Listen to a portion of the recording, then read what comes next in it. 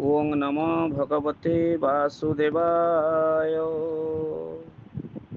श्रीमद् भागवतम स्वर्णचूड़ साहित्य परिवार द्वारा आयोजित भागवत सप्ताहर 66तम संध्यारे चतुर्थ स्कंदर प्रथम अध्याय आलोचना।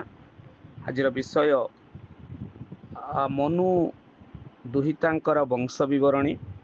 सुंदर भाव जगन्नाथ दास लिखिले, पूर्वे जे पद्मजोनि तनु जन्मिले स्वयंभुव मनु ता नारी सतरूपा नाम पवित्र सर्वगुण धाम। मनुଙ୍କର ସ୍ତ୍ରୀ ସତରୂପା ସେ କ'ଣ କଲେ ନା ଆକୁତି ସେ ପ୍ରଥମେ ବ୍ରହ୍ମାଙ୍କର ଶରୀର ଦୁଇ ଭାଗ ହେଲା ହୋଇ ମନୁ ସତରୂପା ହେଲେ। ସତରୂପାଙ୍କ ଗର୍ଭରୁ ଉତ୍ତାନ ପାଦ ଓ ପ୍ରିୟବତ ନାମରେ ଦୁଇଟି ପୁତ୍ର, ଆକୁତି ଦେବହୂତି ପ୍ରସୂତି ନାମରେ ତିନି କନ୍ୟା। ତାପରେ ଆକୁତି ରୁଚିକୁ ବରିଲା, ପୁତ୍ରିକା ଧର୍ମେ ବିବାହ ଦେଲା। ରୁଚି ଆକୁତିଙ୍କର ପୁତ୍ର ଯଜ୍ଞ ଓ କନ୍ୟା ଦକ୍ଷିଣା। ପୁତ୍ରିକା ଧର୍ମରେ ସର୍ତ୍ତ ଅନୁସାରେ ପୁତ୍ର ଯଜ୍ଞକୁ ମନୁ ପାଳିତ ପୁତ୍ର ଭାବେ ଗ୍ରହଣ କଲେ। ପରେ ଦକ୍ଷିଣା କନ୍ୟାର ଇଚ୍ଛାରେ ଯଜ୍ଞ ପୁରୁଷକୁ ପ୍ରଦାନ କଲେ। ତାଙ୍କଠାରୁ 12ଟି ପୁତ୍ର ତୋଷ, ପ୍ରତୋଷ, ସନ୍ତୋଷ, ଭଦ୍ର, ଶାନ୍ତି, ଇଡସ୍ପତି, ଇଧ୍ମ, କବି, ବିଭୁ, ସୁହ୍ନ, ସୁଦେବ, ରୋଚନ ଜନ୍ମ ନେଲେ। ତାପରେ କର୍ଦମ ଦେବହୂତିଙ୍କ ଠାରୁ 9 ଗୋଟି କନ୍ୟା ଏବଂ ପୁତ୍ର କପିଳ ଜନ୍ମ ହେଲେ। ଆଉ ନବକନ୍ୟାଙ୍କ ବଂଶାବଳୀ: ନବକନ୍ୟା କଳା କନ୍ୟା ମରିଚି ଋଷିଙ୍କ ଠାରୁ କଶ୍ୟପ ଓ ପୂର୍ଣ୍ଣିମା 2 ପୁତ୍ର। ପୂର୍ଣ୍ଣିମାଙ୍କର 2 ପୁତ୍ର ବିରଜ ଓ ବିଶଗ ଏବଂ ଦେବକୁଲ୍ୟା ନାମ୍ନୀ କନ୍ୟା, ଯିଏ ପରବର୍ତ୍ତୀ ସମୟରେ ଗଙ୍ଗା ନଦୀ ହୋଇ ପ୍ରବାହିତା ହେଲେ। ତାପରେ ଅନସୂୟା ଅତ୍ରି, ବିଷ୍ଣୁ ଅଂଶରେ ଦତ୍ତାତ୍ରେୟ, ଶିବ ଅଂଶରେ ଦୁର୍ବାସା ଓ ବ୍ରହ୍ମା ଅଂଶରେ ଚନ୍ଦ୍ରମା ଅତ୍ରିଙ୍କ କଠୋର ତପସ୍ୟା ଫଳରେ ଜାତ ହେଲେ। ତାପରେ ତୃତୀୟଟି ହେଲା ଶ୍ରଦ୍ଧା, ଅଙ୍ଗିରା ଋଷିଙ୍କୁ ଦେଲେ। ଅଙ୍ଗିରା ତାଙ୍କଠାରୁ ସାନିବାଲି, କୁହୁ, ରାକା ଓ ଅନୁମତି ନାମରେ 4 କନ୍ୟା ଏବଂ ଉତଥ୍ୟ ଓ ବୃହସ୍ପତି 2 ପୁତ୍ର। ତାପରେ ହବିର୍ଭୁ ଓ ପୁଲସ୍ତ୍ୟ ଋଷି ବିବାହ କଲେ। ଅଗସ୍ତ୍ୟ ଓ ବିଶ୍ରବା ତାଙ୍କର 2 ପୁତ୍ର। ବିଶ୍ରବାଙ୍କ ପତ୍ନୀ ଇଡବିଡାଙ୍କ ଠାରୁ ଯକ୍ଷରାଜ କୁବେର ଏବଂ କେଶିନୀଙ୍କ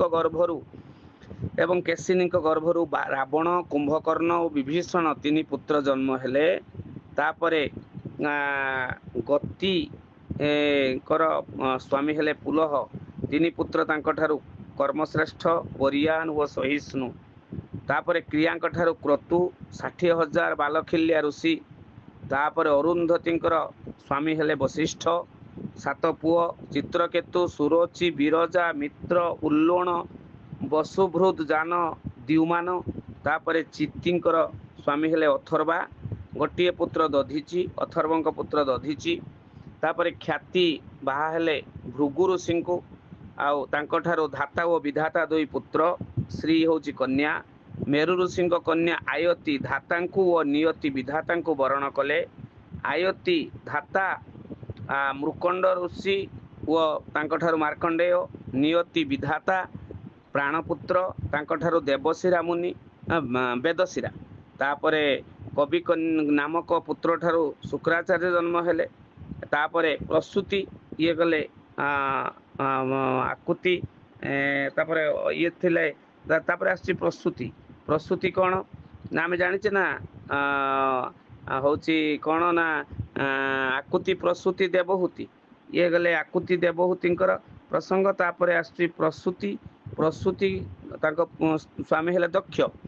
16 କନ୍ୟା ଜନ୍ମ ହେଲେ ତାଙ୍କଠାରୁ। କିଏ? ଶ୍ରଦ୍ଧା, ମୈତ୍ରୀ, ଦୟା, ଶାନ୍ତି, ତୁଷ୍ଟି, ପୁଷ୍ଟି, କ୍ରିୟା, ଉନ୍ନତି, ତିତିକ୍ଷା, ଲଜ୍ଜା, ବୁଦ୍ଧି, ମେଧା, ମୂର୍ତ୍ତି, ଅଗ୍ନି। ପିତୃପୁରୁଷଙ୍କୁ 1 କନ୍ୟା ଏବଂ ଶିବଙ୍କୁ 1 କନ୍ୟା ସତୀ। ପିତୃପୁରୁଷଙ୍କୁ ଯେଉଁ କନ୍ୟା ଶ୍ରଦ୍ଧା ଠାରୁ ଧାରିଣୀ ବୟୁନା 2 ବ୍ରହ୍ମଜ୍ଞାନୀ କନ୍ୟା ଜାତ ହେଲେ। ଶ୍ରଦ୍ଧାଙ୍କ ଠାରୁ ସତ୍ୟ ଜାତ ହେଲା।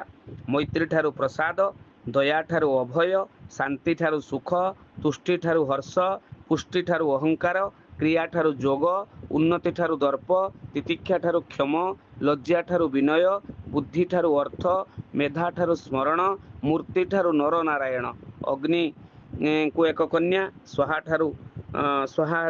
ସ୍ୱାହା ଠାରୁ ପାବକ ପବମାନ। ଅଗ୍ନି ସ୍ୱାହା ହେଉଛନ୍ତି ଅଗ୍ନିଙ୍କର ସ୍ତ୍ରୀ। ଆଉ ପାବକ ପବମାନ ଓ ସୂଚି ତିନି ପୁତ୍ର ଯଜ୍ଞ ଭାଗ ଭକ୍ଷଣକାରୀ। ଏମିତି ଏଇଭଳି ଭାବରେ ପିତା ଦକ୍ଷଙ୍କର ଅନିଚ୍ଛା ସତ୍ତ୍ୱେ ବି ସତୀ ଶିବଙ୍କୁ ବରିଥିବା ହେତୁ ଦକ୍ଷଙ୍କ ଅସନ୍ତୋଷର ସତୀ ନିସନ୍ତାନ ଥିଲେ। ପରବର୍ତ୍ତୀ ପର୍ଯ୍ୟାୟରେ ଆଲୋଚିତ ଆମେ କରିବା ତାପରେ ଅଧ୍ୟାୟକୁ ନିଶ୍ଚିତ ଭାବରେ ଆମେ ଜାଣିବା। ସ୍ୱର୍ଣ୍ଣଚୂଡ଼ ସାହିତ୍ୟ ପରିବାର ତରଫରୁ ଆୟୋଜିତ ସମସ୍ତ ଶ୍ରଦ୍ଧାଳୁ ଭକ୍ତ ସମାଜ, ସମସ୍ତ ଭଗବତ ପ୍ରେମୀ ଭଗବତ ପିପାସୁ ବ୍ୟକ୍ତିବିଶେଷଙ୍କୁ ଆମର ଶୁଭେଚ୍ଛା, ଅଭିନନ୍ଦନ ଏବଂ ପ୍ରଣାମ। ଜୟ ଜଗନ୍ନାଥ। ଆଜିର ଆଲୋଚକ ପୂଜ୍ୟ ପଣ୍ଡିତ ଶ୍ୟାମସୁନ୍ଦର ଦାସ ମହୋଦୟ ବଲାଙ୍ଗୀରର ଅତି ଚମତ୍କାର ଭାବରେ ଆଲୋଚନା କରି ଆମକୁ ଆପ୍ୟାୟିତ କରିଥିବାରୁ ଆମେ ତାଙ୍କଠାରେ ଚିରକୃତଜ୍ଞ। ଓଂ ନମୋ ଭଗବତେ ବାସୁଦେବାୟ। ଶ୍ରୀକୃଷ୍ଣାର୍ପଣମସ୍ତୁ।